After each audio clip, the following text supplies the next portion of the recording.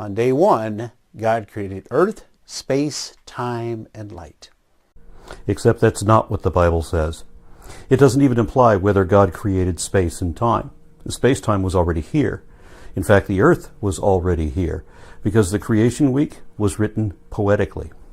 And one possible interpretation is to imagine that you're standing outside in the dark, when it is darkest before the dawn, as they say. Then, as you scan the horizon, you perceive that there is light in the east, but not all at once. It's not like turning on a light switch. Instead, you notice that as the moments pass, the sky slowly begins to illuminate. As it does, that puts the land in contrast, still in the dark, formless and void, because you can't yet discern any details.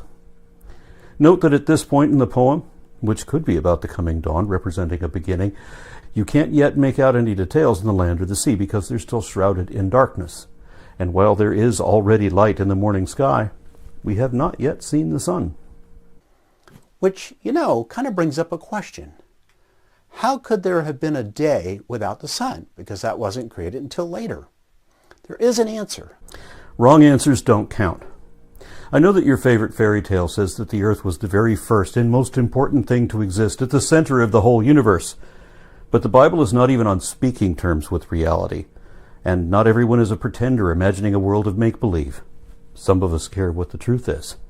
And the science shows that the earth didn't begin at the same time as the rest of the universe, assuming that the universe began at all, which some cosmologists doubt, because matter apparently always existed in some form, so there was never absolutely nothing.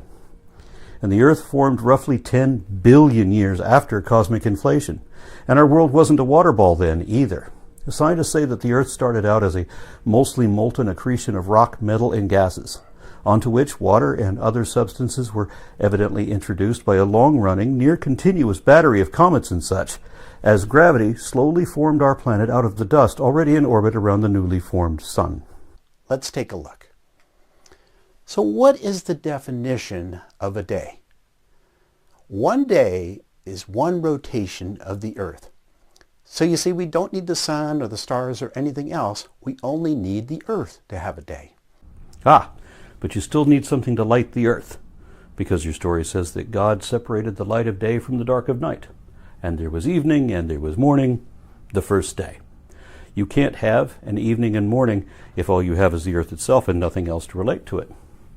And like so many elements of folklore, original meanings are often lost to new interpretations. The Bible provides many examples of this, as it is based on or influenced by so many elder myths from neighboring religions with very different original meanings. Thus, a story that could have